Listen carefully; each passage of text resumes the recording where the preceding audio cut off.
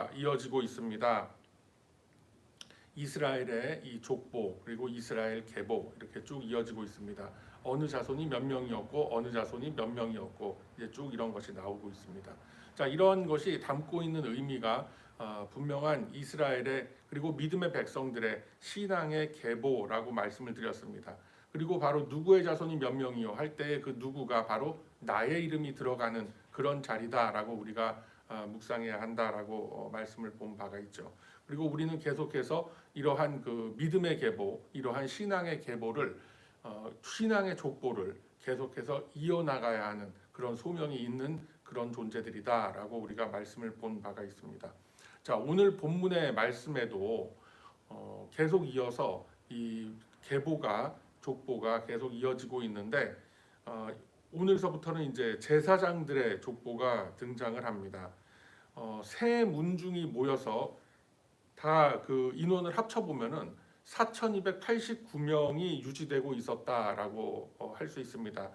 이스라엘의 지금 총 인원이 그러니까 그 성인 남성만을 계수한 그런 인원이 42,360명이었다라고 뒤에 나오게 됩니다. 다음 주에 우리가 이제 확인해 볼 그럴 대목인데 그 42,300여 명의 그 가장들 내지는 그 장정들 그 중에 4,289명이 유지되고 있었다라고 한다면 12지파로 우리가 봤을 때 온전한 그 레위 지파 제사장들의 숫자가 그래도 어느 정도는 유지되고 있지 않았겠느냐라고 추측해 볼 수 있는 그런 대목인 겁니다. 쉽게 얘기해서 4만 명 중에 4천 명이 레위 제사장으로서 유지가 되고 있었다라고 한다면 그만큼 그 레위인들의 어떤 계보가 그래도 이어져 내려오고 있었던 그런 시점이었다라는 것을 알 수 있죠. 자, 그런데 제사장이라고 명명된 이들을 빼고 한번 여러분 잘 한번 보세요. 레위 자손들은 74명이요. 43절에 보면 노래하는 자들은 아삽 자손이 148명, 문지기들은 138명이었다라고 되어 있습니다. 이 굉장히 그 작은 인원이죠. 전체적인 어떤 이스라엘의 그 지파의 그 숫자에 비하면은 굉장히 작은 그런 인원들이 지금 등장하고 있는 걸 볼 수가 있습니다. 두 문중이 레위인들 같은 경우에 두 문중이 합쳐서 74명밖에 되지가 않는 거예요. 여기에 담겨 있는 어떤 의미가 분명히 있다라는 것도 우리가 잊어서는 안 됩니다. 나중에 우리가 한번 찾아보게 됩니다. 그리고 아삽 자손, 그러니까 우리가 찬양하는 사람들이라고 부름받은 사람들이 148명, 그리고 문지기들, 그러니까 성 지역은 물론이고 그 성 안에 이제 성전이 세워져 있는데 그 성전의 안팎을 지키는 경비 요원이라고 할 수 있죠. 그 사람들이 138명 정도 되었다라고 되어 있습니다. 그래서 여기 등장하는 이러한 사람들이 그러니까 제사장들, 레위인들, 아삽 자손들 뭐 이런 사람들이 성전에서 이루어지는 제사, 성전에서 이루어지고 있는 예배의 질서를 지키고 이끌고 나아가는 그런 영적인 파수꾼들의 역할을 이들이 하고 있었다라는 것이죠. 그런데 이들의 인원이 그렇게 많지 않았다라는 것은 그만큼 이 시대 역시 어두워져 있던 그런 시대였다라는 것을 우리가 볼 수가 있는 겁니다. 느디님 자손들과 솔로몬 신하들의 자손들이라고 해서 46절에서부터 60절까지 쭉 이렇게 기록이 되어져 있습니다. 자, 이들의 임무는 성전 안에서 일어나고 있는 여러 가지 그 업무와 여러 가지 그 실제 그 필드에서 일어나는 노동들이 있지 않습니까? 그런 실무를 맡은 그런 사람들이었다라고 성경은 기록하고 있습니다.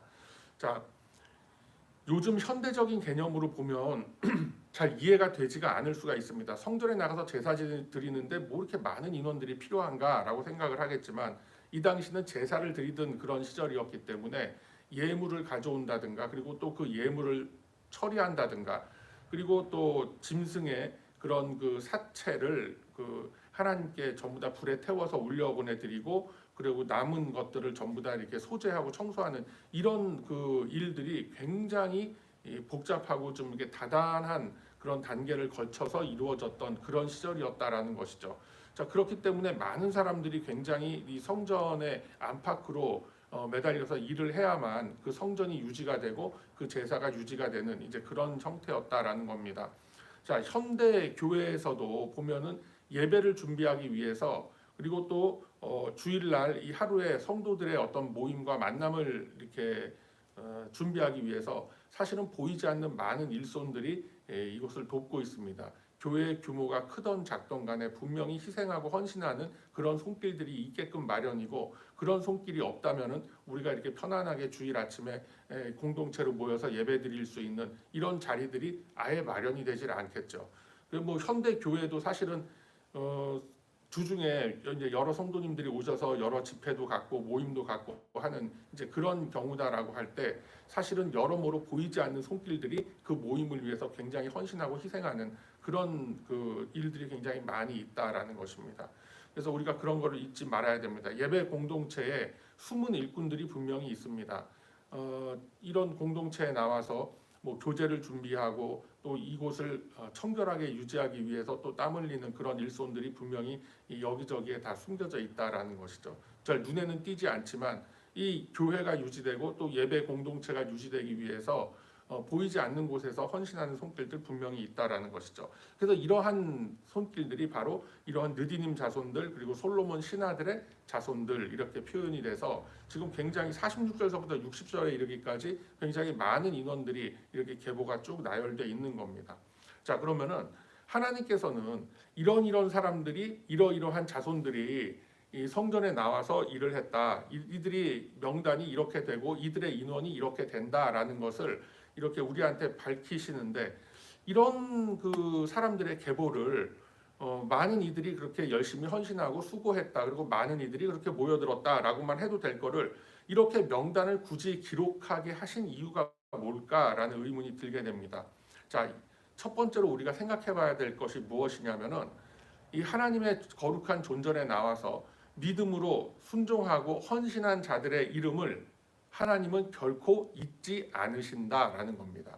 누구의 자손이 몇 명이다, 뭐 몇백, 몇십, 몇 명이다라고 정확하게 그렇게 계수가 되고 있는 이러한 것들은 바로 우리들이 믿음으로 주님 앞에 나와서 주님께 회개의 무릎을 꿇고 또 예배 공동체의 일원으로서 그리스도의 몸된 지체로서 우리가 이 거룩한 공동체를 유지하고 있는데, 그러한 한 사람 한 사람의 작은 한 사람 한 사람의 그 무릎 꿇음과 그 희생을 하나님은 결코 잊지 않으시고 다 계수하고 계신다라는 의미가 이 명단 속에 담겨져 있다라는 것입니다. 그래서 하나님의 생명책 속에 우리의 이름 다 기록되어져 있다라는 것을 이렇게 말씀하고 있습니다. 자, 그러면은 이런 경우가 있을 수가 있죠. 신약 시대에도 보면은 예수님 앞에 나와서 우리가 뭐 귀신도 쫓고 못도 하고 뭐 이렇게 했는데 그럼 우리는 어떻게 되는 겁니까? 라고 했을 때 제사장들과 서기관들과 바리새파 사람들이 물어봤을 때 마태복음 7장에 나오죠. 나는 도무지 너희를 알지 못한다 라고 하셨습니다. 아니, 그럼 왜 그 사람들도 나름 열심히 여호와 하나님을 섬긴다고 했을 텐데 왜 그들은 모른다, 나는 너의 이름을 알지 못한다라고 굳이 그렇게 말씀을 하셨을까? 왜 그럴 것 같아요, 여러분? 바로 지금 방금 말씀드린 믿음으로 하는 헌신과 순종함이 없었기 때문에 그랬다라는 것이죠. 자기의 의의를 내세우기 위해서, 그리고 잘못된 신앙의 바탕 위에서 그렇게 했던 일이기 때문에 예수님께서 나는 너희를 도무지 알지 못하노라 라고까지 말씀을 하셨던 겁니다. 자, 그리고 또 하나님께서는 이러한 그 계보가 계속해서 이루어지는 것들을 이렇게 쭉 이어지는 그런 모습들을 통해서 또 우리에게 여러 가지 인사이트를 주고 계세요. 바로 모든 직분이 예배자로서 모이는 이 공동체에 그리스도의 몸을 이루고 있는 한 지체다라는 것을 분명히 말씀합니다. 그래서 우리 모두가 연약해 보이지만 이 연약한 모든 지체들이 모여서 바로 그리스도의 거룩한 몸을 이루고 있는 것입니다. 자, 이러한 내용에 대해서 성경은 이렇게 말씀합니다. 여러분 한번 고린도전서 12장으로 한번 가보세요. 자, 신약성경 278쪽 어간에 있습니다. 신약성경 278쪽 어간에 있는 고린도전서 12장으로 가보세요.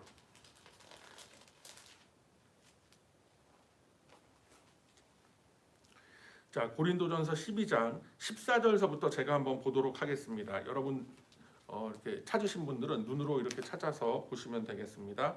고린도전서 12장 14절서부터 27절까지의 말씀을 제가 봅니다. 몸은 한 지체뿐만 아니오 여럿이니 만일 발이 이르되 나는 손이 아니니 몸에 붙지 아니하였다 할지라도 이로써 몸에 붙지 아니한 것이 아니오 또 귀가 이르되 나는 눈이 아니니 몸에 붙지 아니하였다 할지라도 이로써 몸에 붙지 아니한 것이 아니니 만일 온 몸이 눈이면 듣는 곳은 어디며 온 몸이 듣는 곳이면 냄새 맡는 곳은 어디냐. 17절까지 봤습니다. 이게 무슨 의미예요? 각자의 모습이 다르고 역할이 다르지 전부 다 자기의 주어진 역할 속에서 우리는 하나의 행동을 이루고 하나의 몸을 이루고 있다라는 말씀인 거예요.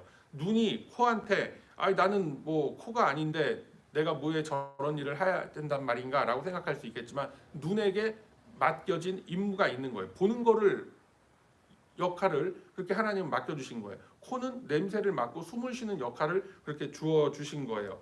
귀는 나는 뭐 먹지도 못하고 냄새도 못 맡는데 뭔가 들으라고 그렇게 붙어 있다라는 것이죠. 자, 18절서부터 그러나 이제 하나님이 그 원하시는 대로 각 지체를 각각 몸에 두셨으니 만일 다 한 지체뿐이면 몸은 어디냐? 이제 지체는 많으나 몸은 하나라 라고 말씀하시는 거예요. 20절까지. 그러니까 우리의 몸은 하나지만 하나의 이 몸을 이루기 위해서 우리 몸에 많은 기관들이 지금 붙어 있다라는 것이죠. 우리 교회 공동체도 마찬가지다 이거예요. 100명이 모여 있어도 100명에게 각각 하나님이 주시는 소명이 다 달라요. 그래서 그 100명의 지체가 모여서 하나의 몸을 이루는 거고 10명이 모이는 공동체다. 그 10명에게 주어진 각각의 역할과 소명이 있는 거예요. 그래서 또다시 그 10명이지만 거룩한 그리스도의 한 몸을 또 이루게 되는 거예요. 수천 명이 모인 교회 마찬가지입니다. 그리고 몇 명 모이지 않는 교회 다 마찬가지예요. 하나님께서 여러 가지 역할들을 그 작은 지체들 속에 다 맡겨주셔서 그것으로 인해서 그리스도의 한 몸을 이루게끔 그렇게 하나님은 역사하고 계시다라는 것입니다. 자, 21절부터 제가 다시 봅니다.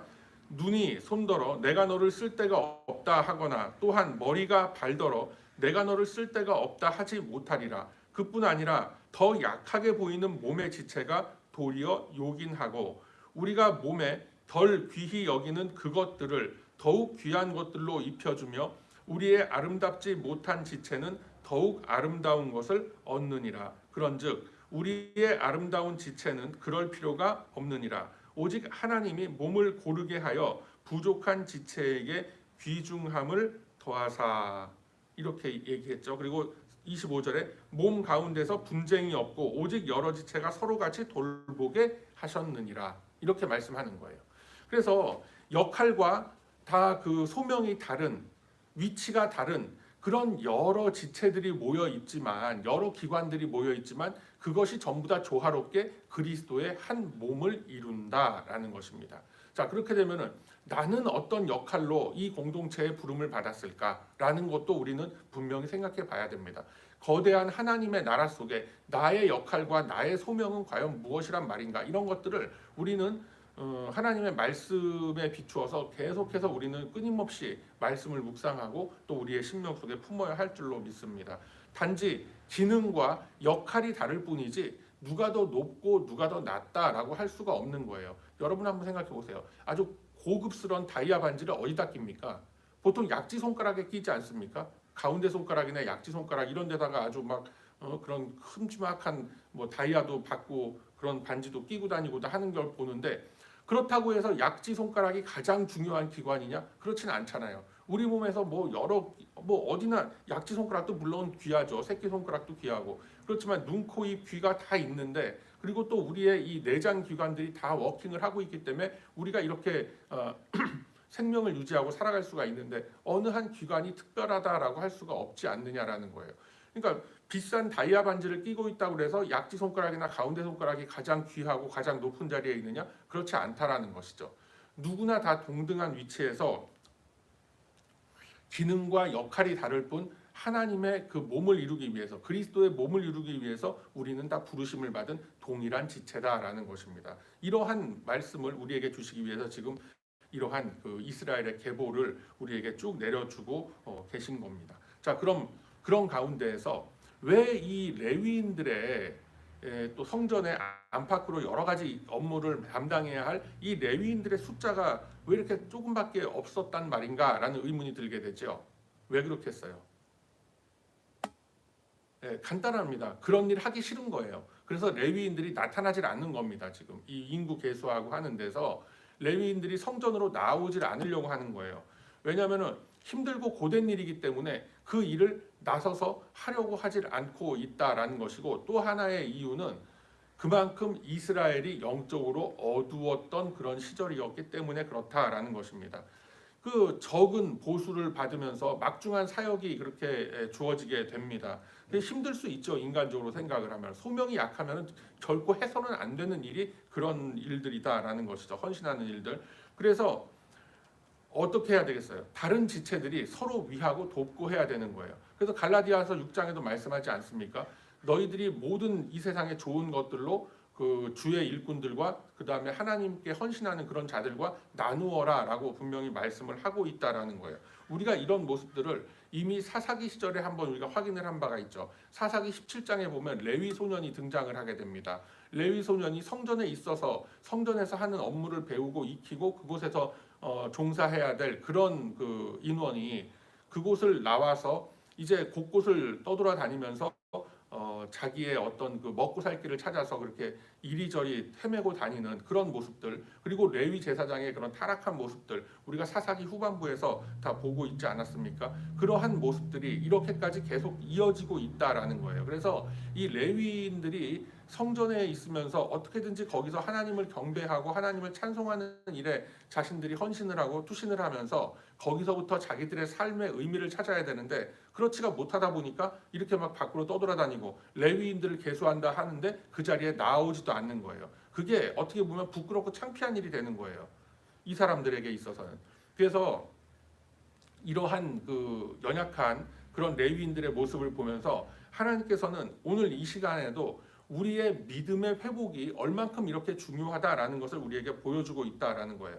믿음이 회복되고 신앙이 회복되지 않으면 이 예배 공동체의 회복이라는 것은 있을 수가 없다라는 것입니다. 그리고 이 예배 공동체가 회복되기 위해서는 어떻게 해야 되겠어요? 바로 이 시대에 레위인으로 부름받은 내가 회복돼야 되는 거예요.